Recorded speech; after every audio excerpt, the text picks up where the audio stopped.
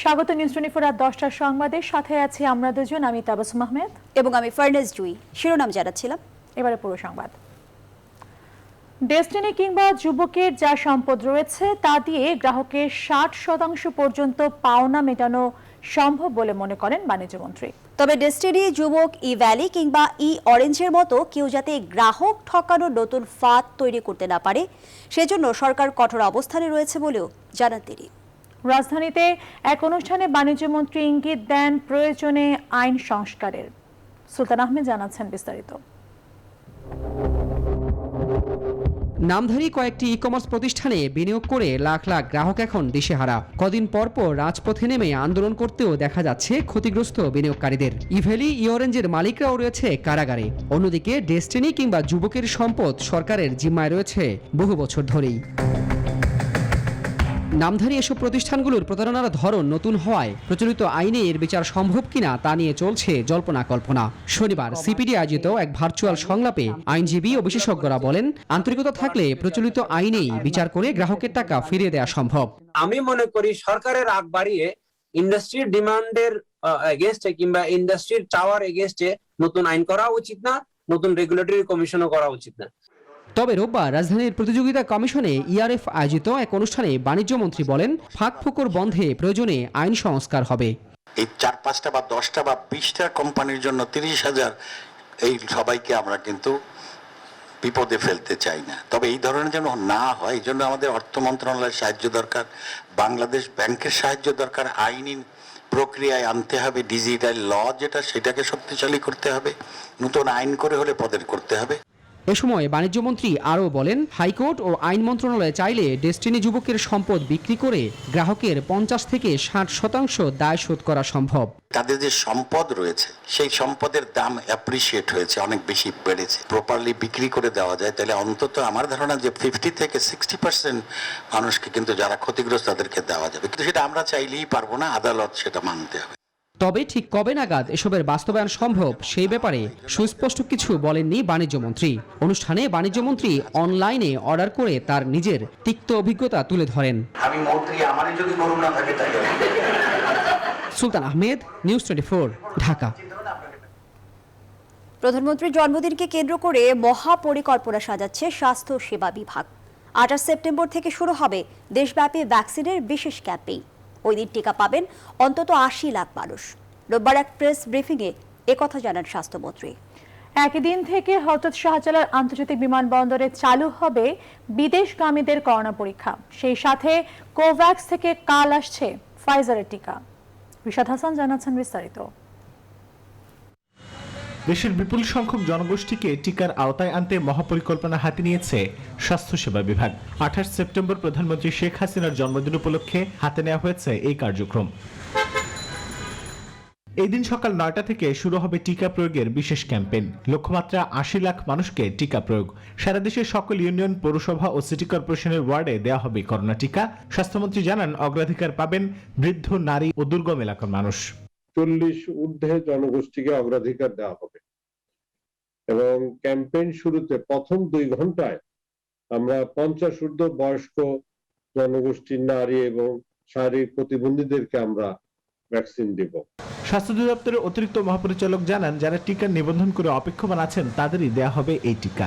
ইতিমধ্যে যারা রেজিস্ট্রেশন করে অপেক্ষা করছেন তাদেরকে SMS এর মাধ্যমে আমন্ত্রণ জানিয়ে একযোগে সারা দেশব্যাপী প্রায় 6,000 কেন্দ্র থেকে 80 লক্ষ মানুষকে টিকা দেওয়ার একটা টার্গেট নির্ধারণ করে আমরা আমাদের কর্মসূচি সাজিয়েছি। একই দিন হযরত শাহজালাল আন্তর্জাতিক বিমানবন্দরে আনুষ্ঠানিক উদ্বোধন হবে বিদেশগামী করোনা পরীক্ষার RT-PCR ল্যাব। স্বাস্থ্য অধিদপ্তর যখনই আমাদেরকে বিমানবন্দর রেডি বলে ঘোষণা দিবে এবং টোটাল কতজন যাত্রী তারা হ্যান্ডেল করতে পারবে এটা যখন জানাবে তখন আমরা এয়ারলাইন্সকে জানিয়ে দিব এবং আশা করছি 1 দিনের ভিতরে এই যাত্রা শুরু হয়ে যাবে। এছাড়া 27 সেপ্টেম্বর রাতে দেশে 25 লাখ ডোজ ফাইজারের টিকা আসার সুখবর দিচ্ছে স্বাস্থ্যসেবা বিভাগ। রিশাদ হাসান, নিউজ 24, ঢাকা। ডেঙ্গু প্রতিরোধে বিশ্ববিদ্যালয় খোলার আগে অবশ্যই পরিষ্কার করার পরামর্শ দিচ্ছেন বিশেষজ্ঞরা। বিশেষ করে আবাসিক হল এবং ক্যাম্পাসের ঝোপঝাড় পরিষ্কার করার আহ্বান তাদের। তবে শিক্ষক, শিক্ষার্থী সহ বিশ্ববিদ্যালয়ের সংশ্লিষ্ট সবাইকেই সচেতন থাকার পরামর্শ দেন তারা। অন্তরা বিশ্বাসের প্রতিবেদন। ডেঙ্গু জ্বরে আক্রান্ত হয়ে জগন্নাথ বিশ্ববিদ্যালয়ের শিক্ষার্থী আল আমিন লেবু গেল 9 সেপ্টেম্বর মারা যান। একই বিশ্ববিদ্যালয়ের ইতিহাস বিভাগের শিক্ষক সাইদা নাসরিন বাবলিও ডেঙ্গু জ্বরে মারা যান 7 জুলাই। 20 আগস্ট ডেঙ্গু কেড়ে নেয় ঢাকা বিশ্ববিদ্যালয়ের আরেক শিক্ষার্থীর প্রাণ। সরকারি বেসরকারি অনেক বিশ্ববিদ্যালয়ের শিক্ষার্থী ও শিক্ষক এরই মধ্যে ডেঙ্গু আক্রান্ত হয়েছেন। করোনা মহামারীর কারণে দীর্ঘ 1.5 বছর পর খুলতে যাচ্ছে দেশের বিশ্ববিদ্যালয়গুলো।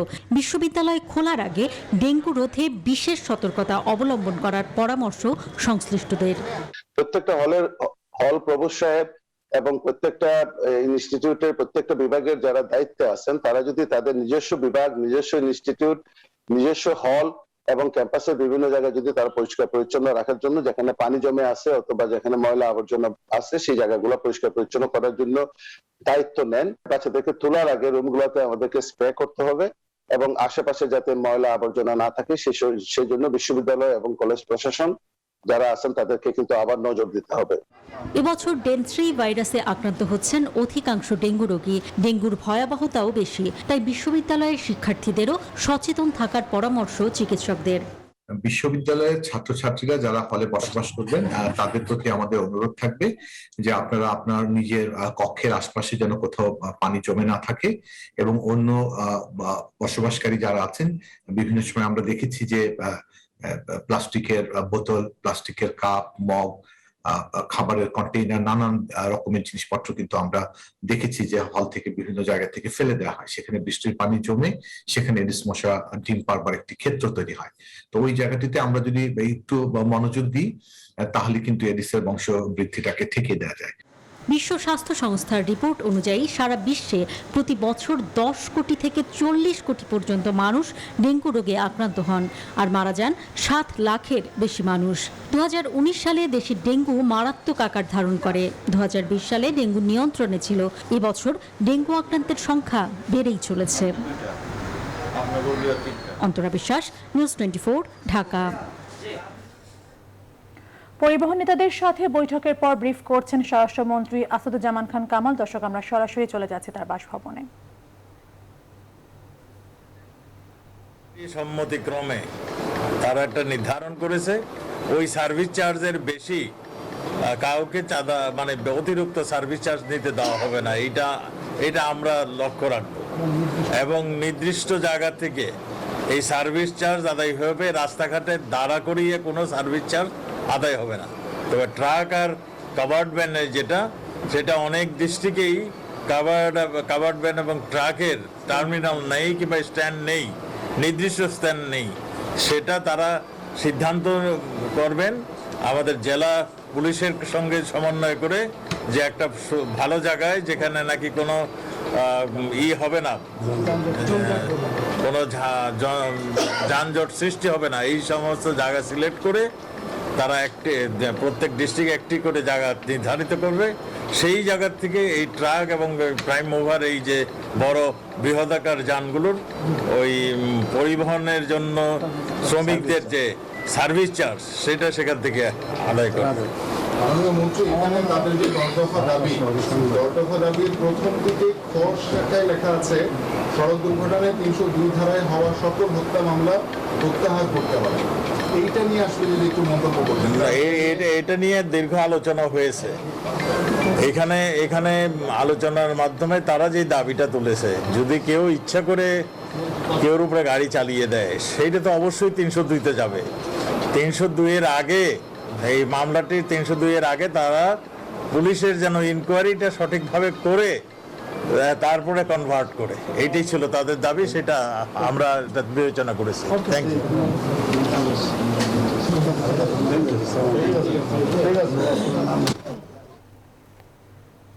তো এতক্ষণ পরিবহন নেতাদের সঙ্গে বৈঠক করছিলেন স্বরাষ্ট্রমন্ত্রী আসাদুজ্জামান খান কামাল।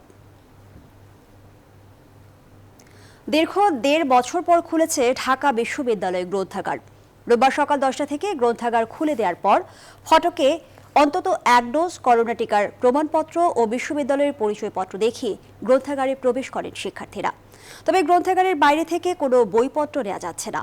18 সেপ্টেম্বর ঢাকা বিশ্ববিদ্যালয়ের সিন্ডিকেট সভায় সিদ্ধান্ত অনুসারে অন্তত 1 ডোজ টিকা নেওয়ার প্রমাণপত্র ও বিশ্ববিদ্যালয়ের বৈধ পরিচয়পত্র থাকা সাপেক্ষে আজ থেকে স্নাতক চতুর্থ বর্ষ ও স্নাতকোত্তরের শিক্ষার্থীদের জন্য খোলা হয়। একই শর্তে এই 2 বর্ষের শিক্ষার্থীরা আগামী 5 অক্টোবর সকাল 8টা থেকে হলে উঠতে পারবেন।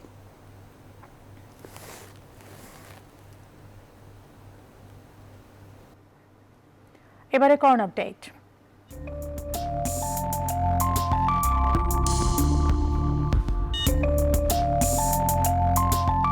কাপটা ভালো করে ধুয়ে এক কাপ চা। কাপ তো ভালো করে ধুইতাছি, তো আপনি হাতটা ধুবেন না? চাচা মাস্কটা ঠিক করে পড়েন। মাছ পয়লা চা খামু কেমনে? খাওয়ার আগে নামাইবেন, খাওয়ার পরে উঠাইবেন। নিয়ম মাইনা সবাই একসাথে করোনা ঠেকাই। মহামারী করোনা ভাইরাসে 4 মাস পর সর্বনিম্ন মৃত্যু দেখল দেশ। একদিনে ভাইরাসটিতে আরও 21 জনের মৃত্যু হয়েছে। এর আগে গত 26 মে 17 জনের প্রাণহানির কথা জানিয়েছিল স্বাস্থ্য অধিদপ্তর। একই সময় কমেছে করোনায় দৈনিক শনাক্তের হার, তবে বেড়েছে শনাক্ত।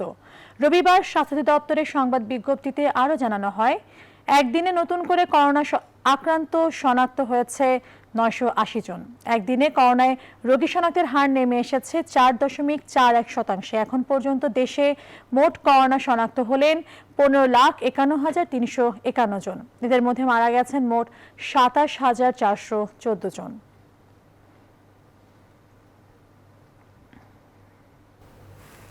এবার অন্যান্য সংবাদ। যত বড় নেতাই হোক না কেন, আন্দোলনের মাঠে নিষ্ক্রিয় থাকলে তাদের বহিষ্কার করতে হবে।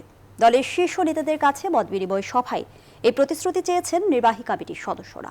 তারা মনে করেন এই আলোচনার পর আন্দোলনের স্পৃহা বেড়েছে বিএনপিতে। দলটির নীতি নির্ধারকরা বলছেন, দলে গণতন্ত্রের ব্যবহারিক চর্চা দৃশ্যমান হলো এই সভা দিয়েই।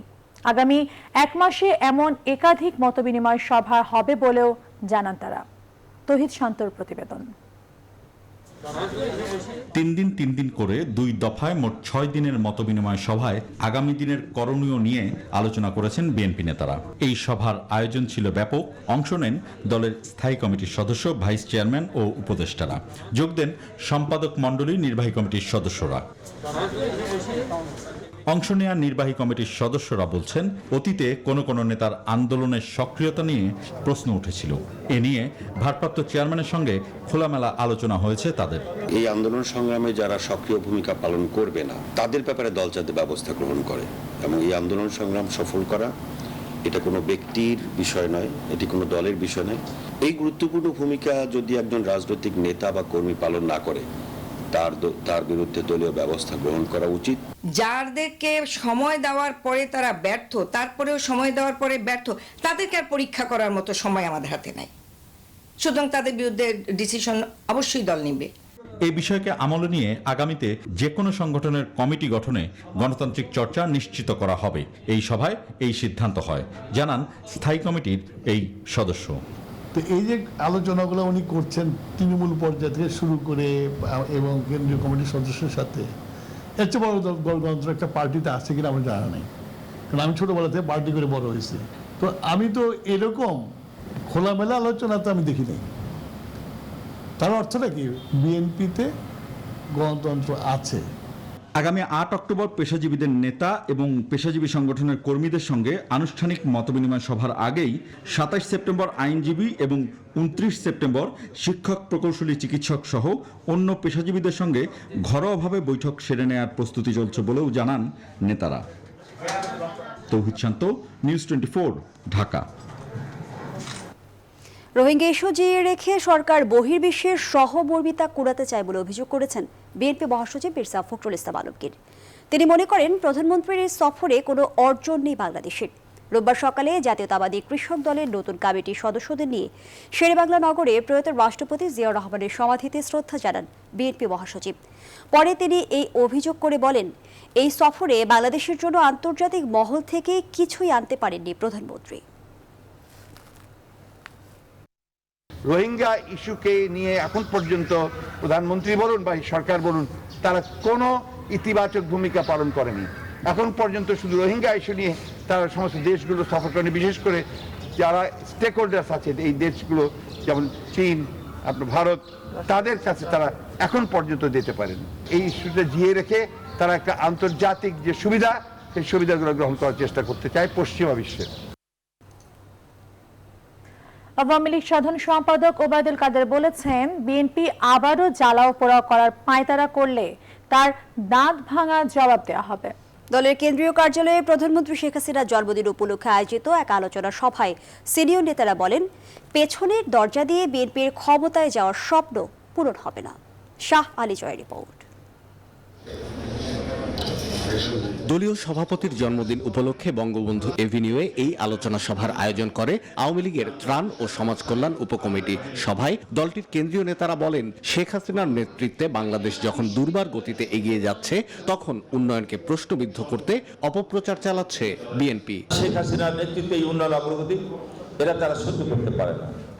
বাংলাদেশের উন্নয়ন অগ্রগতি তাদের কাছে ডাকদাহ করে। এই বাংলাদেশের অগ্রযাত্রাকে কেউ রোধ করবে, এটা আমরা আওয়ামী লীগের একজন এটা বেঁচে থাকতে এটা হতে দেওয়া যাবে না। সাধারণ সম্পাদক ওবায়দুল কাদের বলেন, জাতিসংঘের মতো বিশ্ব সভায় শেখ হাসিনার দূরদর্শী নেতৃত্ব বাংলাদেশকে এক ধাপ উঁচুতে নিয়ে গেছে, অন্যদিকে রাজনীতিতে আরো এক ধাপ পিছিয়ে গেছে বিএনপি। আজকে সিরিজ বৈঠক করছে, সিরিজ বৈঠক তো নয়, ষড়যন্ত্র বৈঠক। আবারও জ্বালাও পোড়াও করার ইচ্ছে বোধহয় আপনাদের আছে। এবার যদি কোনো প্রকার সহিংসতার আশ্রয় আপনারা দেন, দেশে যদি বিশৃঙ্খলা সৃষ্টি করেন, তাহলে জনগণকে সঙ্গে দিয়ে আমরা তার দাঁত ভাঙা জবাব দিতে প্রস্তুত। বিএনপি জামাতের অশুভ চক্রান্তের বিরুদ্ধে দেশবাসীকে সজাগ থাকার আহ্বান জানান আওয়ামী লীগ নেতারা। শাহ আলী জয়, নিউজ 24, ঢাকা। এতদিন তথ্য বিকৃতি, বানান ভুল সহ নানা রকম অসঙ্গতি থাকলেও এবছর নবম দশম শ্রেণীর পাঠ্য বইয়ে খোদ জাতীয় সঙ্গীতকেই ভুলভাবে ছাপানো হয়েছে। জাতীয় শিক্ষাক্রম ও পাঠ্যপুস্তক বোর্ডের বিভিন্ন বইয়ে ভুল বর্ণনা দেওয়া হয়েছে বঙ্গবন্ধুর জীবন ও ইতিহাসের। এমনকি সংবিধানে এক তথ্য থাকলেও পাঠ্য বইয়ে দেওয়া হয়েছে ভিন্ন তথ্য। ফলে সংশ্লিষ্টদের যোগ্যতা নিয়ে প্রশ্ন তুলছেন বিশেষজ্ঞরা। ভুল সংশোধনে শ্রেণীভিত্তিক জাতীয় কাউন্সিল কমিটি বা কমিশনের পরামর্শ তাদের। বিস্তারিত জানাচ্ছেন লাকমিনা জেসমিন সোমা। কয়েক বছর ধরেই বছরের প্রথম দিনে শিক্ষার্থীদের হাতে নতুন বই তুলে দিতে পারছে সরকার। তাতে একদিকে যেমন খুশি শিক্ষার্থীরা, তেমনি সরকারের প্রশংসায় অভিভাবকরাও। কিন্তু সেই অভিভাবকরাই এখন তাদের সন্তানদের জন্য ছুটছেন আদালতে। ভুলে ভরা পাঠ্য বই। চলতি শিক্ষাবর্ষের ষষ্ঠ থেকে একাদশ শ্রেণীর পাঠ্য বইয়ে ধরা পড়েছে ভুলের বহর। অভিভাবকদের অভিযোগ, 6টি শ্রেণীর 10টি পাঠ্য বইয়ে প্রায় 500রও বেশি ভুল রয়েছে। এই ভুল দিয়েই শেষ হতে চলেছে চলতি শিক্ষাবর্ষ। এমনও দেখা যায় যে একই ক্লাসের দুটো বইতে একই তথ্য দুইভাবে উপস্থাপিত হয়েছে। যে ভাষা বানানের সংকট দেখি রীতিমতো ভীত হই। তখন ভাবি, তাই স্কুল পার হলো কেমন করে এই ভাষা বানান নিয়ে, সে কলেজ কেমন করে পার হলো, ইউনিভার্সিটি কেমন করে পার হলো, বিসিএস কেমন করে পার হলো। যে যারা এই গ্রন্থ সম্পাদনা, রচনা বা সংকলনে আছেন, তারা ঠিক মতন দায়িত্ব পালন করছেন না, অথবা তারা যে নির্দেশ দিচ্ছেন, যে সংশোধনের কথা বলছেন, সেগুলো যথাযথভাবে অনুসৃত হচ্ছে না। জাতীয় শিক্ষাক্রম ও পাঠ্যপুস্তক বইয়ের বইগুলো সংশোধনে সুনির্দিষ্ট কমিশন গঠনের পরামর্শ দিয়েছেন বিশেষজ্ঞরা। একই সাথে মানসম্মত পাঠ্য বই নিশ্চিতে বিনিয়োগ বৃদ্ধিরও পরামর্শ তাদের। কমিটি, কমিশন যে নামেই বলি, সেগুলো করে সুনির্দিষ্ট যদি প্রমিত বানান রীতিটাকেই আমরা মান্য করি, যেটা বাংলা একাডেমি করেছে, বা যদি কোনো সংস্কারও করতে হয় সেই প্রস্তাব আসুক, করে যেটা আছে সবাইকে তা মানতে হবে। বিনিয়োগের প্রশ্ন আছে এখানে। ভালো পাঠ্যপুস্তক এবং যারা এই কাজটি করবেন তাদের উপযুক্ত যথার্থ সম্মানী প্রদানের যদি ব্যবস্থা না থাকে, তাহলে কাজের প্রতি তাদের মনোযোগ আসবে বলে আমি বিশ্বাস করি না। অযাচিত ভুল ঠেকাতে সর্বোপরি ভাষার প্রতি ভালোবাসা ও দেশপ্রেম জরুরি বলে মনে করেন বিশেষজ্ঞরা। লাকমিনা জেসমিন সোমা, নিউজ 24, ঢাকা। মুক্তিযুদ্ধ নিয়ে মাধ্যমিক ও উচ্চ মাধ্যমিক পর্যায়ের পাঠ্য বইয়ে থাকা ভুলের ব্যাখ্যা দিতে জাতীয় শিক্ষাক্রম ও পাঠ্যপুস্তক বোর্ডের চেয়ারম্যানকে তলব করেছেন হাইকোর্ট। আগামী 10 নভেম্বর তাকে সশরীরে হাজির হতে বলা হয়েছে। রোববার বিচারপতি এম ইনায়েতুর রহিম ও বিচারপতি মোহাম্মদ মুস্তাফিজুর রহমানের হাইকোর্ট বেঞ্চ এই আদেশ দেন। শুনানিতে মুক্তিযুদ্ধের পক্ষের শক্তি ক্ষমতায় থাকার সময় পাঠ্য বইয়ে মুক্তিযুদ্ধ নিয়ে এত ভুল নিয়ে প্রশ্ন তোলেন হাইকোর্ট। এ সময় আদালত বলেছেন, পাঠ্য বইয়ে এত ভুল থাকা দুর্ভাগ্যজনক। বিকর্নেসন স্কুল অ্যান্ড কলেজের এক শিক্ষার্থীর অভিভাবকের করা রিটের প্রাথমিক শুনানি নিয়ে আদালত রুল সহ এ আদেশ দিয়েছেন। রুলে মাধ্যমিক ও উচ্চ মাধ্যমিক পর্যায়ের পাঠ্য বইতে থাকা ভুল সংশোধনে কার্যকর পদক্ষেপ নিতে কেন নির্দেশ দেওয়া হবে না তা জানতে চেয়েছেন হাইকোর্ট। বঙ্গোপসাগরে তৈরি হওয়া ঘূর্ণিঝড় গোলাপ ধেয়ে যাচ্ছে ভারতের উড়িষ্যা উপকূলের দিকে। ঘূর্ণিঝড়টি আগামী 3 ঘন্টায় অন্ধ্রপ্রদেশের কলিঙ্গাপত্তনম এবং উড়িষ্যার গোপালপুরের মধ্যবর্তী উপকূল অতিক্রম করবে। তবে বাংলাদেশে তেমন কোনো প্রভাব পড়বে না বলে জানিয়েছে আবহাওয়া অধিদপ্তর। চট্টগ্রাম, কক্সবাজার, মোংলা ও পায়রা সমুদ্র বন্দরকে 2 নম্বর দূরবর্তী হুঁশিয়ারি সংকেত দেখিয়ে যেতে বলা হয়েছে। আবহাওয়া অধিদপ্তর জানিয়েছে, ঘূর্ণিঝড়টি বাংলাদেশের উপকূল থেকে দূরে অবস্থান করায় দেশে তেমন প্রভাব পড়বে না। তবে দেশের দক্ষিণাঞ্চলের উপকূল এলাকায় হালকা থেকে মাঝারি বৃষ্টিপাত ও হালকা দমকা বাতাস বয়ে যেতে পারে। এ সময় বাতাসের গতিবেগ থাকবে ঘন্টায় 95 কিলোমিটার। গোলাপ মোকাবেলায় সব রকমের প্রস্তুতি নিয়েছে ভারতের কেন্দ্রীয় ও স্থানীয় সরকার।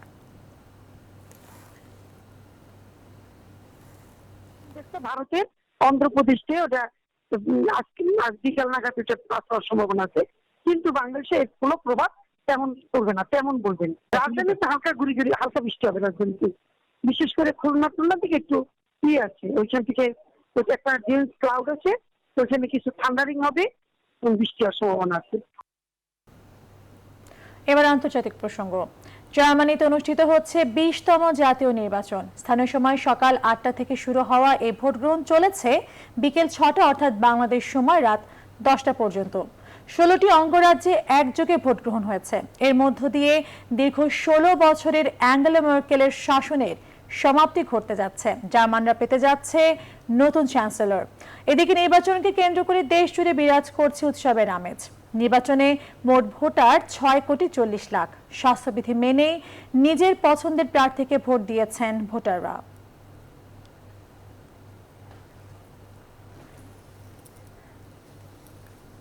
দর্শক, জার্মানি থেকে নির্বাচনের আরও তথ্য জানাতে যুক্ত হচ্ছেন জার্মান বাংলা প্রেস ক্লাবের সভাপতি খান লিটন। লিটন, জার্মানিতে ভোট গ্রহণের পর পরিস্থিতি এখন কেমন দেখছেন, আর ফলাফল কখন নাগাদ জানা যাবে? ধন্যবাদ আপনাকে। একটু আগে মানে 6টায় এখানকার সময়, বাংলাদেশ সময় রাত 10টায় এখানকার ভোট গ্রহণ শেষ হলো। তবে নির্বাচন কমিশন সিদ্ধান্ত নিয়েছে 6টার পরেও যদি কেউ লাইনে দাঁড়িয়ে থাকে তাকে ভোট দেওয়ার সুযোগ দেওয়া হবে। এখন পর্যন্ত খবর পাওয়া অনুযায়ী সোশ্যাল ডেমোক্রেটিক পার্টি তারা এগিয়ে আছে, তারা 26% ভোট পেয়েছে। আর ক্ষমতাসীন দল সিডিইউ, সিএসইউ মানে খ্রিস্টান ডেমোক্রেটিক ইউনিয়ন, তারা পেয়েছে 24%। আর সবুজ দলও কাছাকাছি চলে এসেছে, বামপন্থী তারাও কাছাকাছি চলে এসেছে। তবে এখানে একটা সমস্যা হতে পারে, যদি ক্ষমতাসীন দল এবং সোশ্যাল ডেমোক্রেটিক ইউনিয়ন যদি একমত না হতে পারে, তাহলে তাদেরকে 3টি দল নিয়ে ক্ষমতায় আসতে হবে। সেটা হবে ব্রিজ মানে কোয়ালিশন, মানে 3টা দল, ছোট ছোট দুটো আর বড় একটা দল, এই 2 দলের ভিতরে এক দল ক্ষমতা আসবে। এখন পর্যন্ত এসপিডি মানে সোশ্যাল ডেমোক্রেটিক পার্টি তারা এগিয়ে আছে। তবে আমাদের আরো অপেক্ষা করতে হবে। আমরা এতক্ষণ ধরে শুনে আসছিলাম বা দীর্ঘদিন যে আশাবাদী ছিলাম যে গুরুন মানে সবুজ গ্রিন পার্টির অ্যাঞ্জেলা মেরকেলের উত্তরসূরি হিসেবে আসবেন, তবে সেই আশাটা এখন আর শোনা যাচ্ছে না। এখন ওলাফ স্কোলজ, যিনি বর্তমান ভাইস চ্যান্সেলর ছিলেন, তার নামই বেশি শোনা যাচ্ছে। তিনি হবেন হয়তোবা জার্মানির আগামী দিনের চ্যান্সেলর। আমাদের আরো কিছুক্ষণ অপেক্ষা করতে হবে, আরো ঘন্টাখানেকের ভিতরে আমাদের আপডেট দিতে পারবো। ধন্যবাদ আপনাকে। ধন্যবাদ জানাচ্ছি আপনাকে।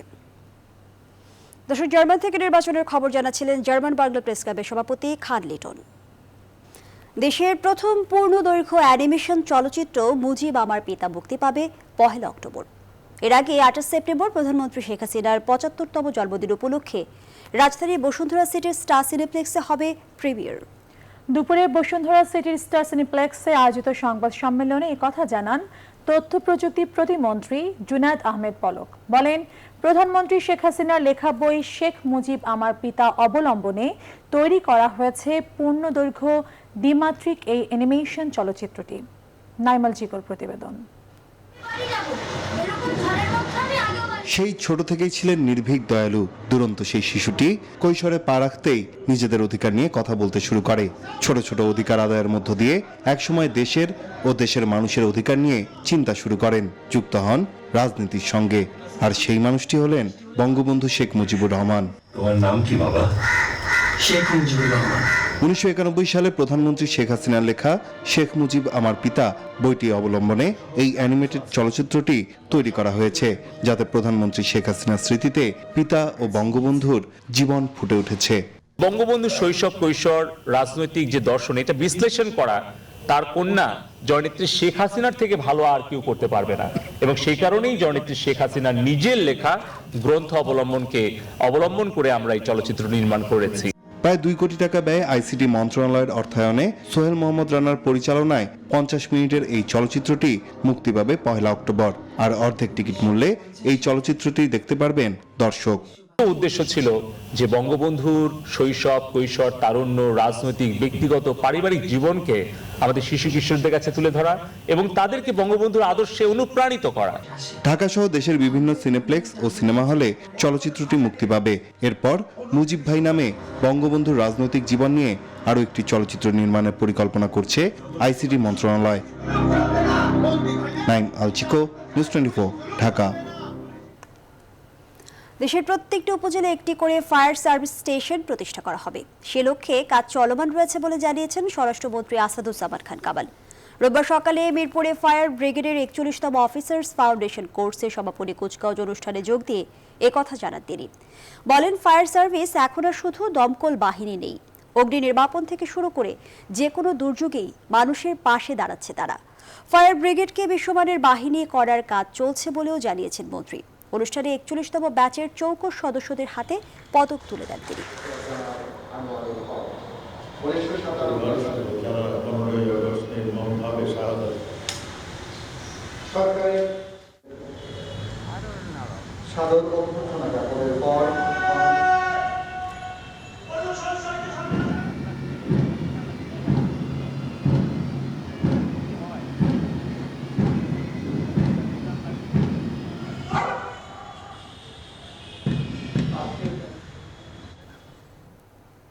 এবার ফার্স্ট সিকিউরিটি ইসলামী ব্যাংক অর্থ বাণিজ্যের সংবাদ।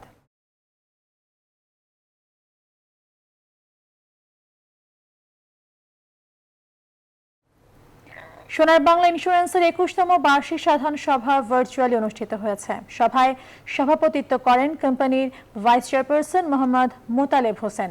সভায় 2020 সালের নিরীক্ষিত হিসাবের ভিত্তিতে কোম্পানির শেয়ার হোল্ডারদের জন্য 15% নগদ লভ্যাংশ অনুমোদন করা হয়।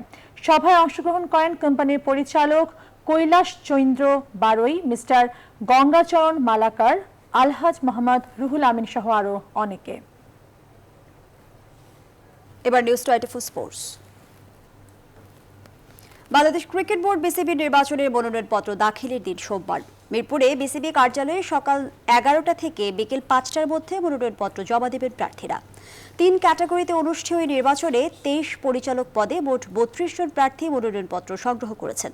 ক্যাটাগরি 1 থেকে সংগ্রহ করা সব প্রার্থী মনোনয়নপত্র জমা দিলে ঢাকা ও রাজশাহী বিভাগে নির্বাচন হবে।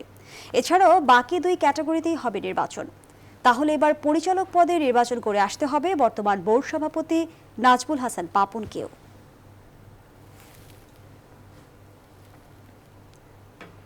সাফের আগে দিন তিনেকের অনুশীলনে নতুন কোচের কৌশলের সঙ্গে ভালোভাবে মানিয়ে নিয়েছেন ফুটবলাররা। রোববার ছিল না মাঠের অনুশীলন। মালদ্বীপ উড়াল দেওয়ার আগে সোমবার শেষবারের মতো অনুশীলন করবে জাতীয় ফুটবল দল। নতুন কোচ অস্কারের কাছে ফুটবলাররা যেমন চেনা ঠিক তেমনটা ফুটবলারদের কাছেও। গুরুত্বপূর্ণ টুর্নামেন্টের আগে অল্প সময় অনুশীলন হলেও কোচের কৌশলটা ভালোভাবে রপ্ত করেছেন ফুটবলাররা। সবকিছু ঠিক থাকলে 28 সেপ্টেম্বর সাফ চ্যাম্পিয়নশিপ খেলতে মালদ্বীপের উদ্দেশ্যে যাত্রা করবে জাতীয় ফুটবল দল। সাবিনা খাতুনের হ্যাট্রিকে উজবেকিস্তান থেকে দারুণ এক জয় নিয়ে দেশে ফিরছে বাংলাদেশ নারী ফুটবল দল। রোববার হংকংয়ের বিপক্ষে প্রীতি ম্যাচে বাংলাদেশের মেয়েরা জিতেছে 5-0 গোলে। এফসি এশিয়ান কাপ বাছাইয়ের 2 ম্যাচ বড় ব্যবধানে হারের পর এই জয় কিছুটা হলেও স্বস্তি দেবে গোলাম রব্বানী ছোটনের দলকে। আর এটি সম্ভব হয়েছে অধিনায়ক সাবিনা খাতুনের 4 গোলের সুবাদে। ফিফা র্যাঙ্কিংয়ে 61 ধাপ সামনে থাকা দলটির জালে বাংলাদেশের 5 গোল দেয়াটা কৃতিত্বেরই বটে। হংকংয়ের বিপক্ষে 5-0 ব্যবধানের জয়ে 4 গোলই করেছেন অধিনায়ক সাবিনা খাতুন, অন্যটি করেছেন তহুরা খাতুন।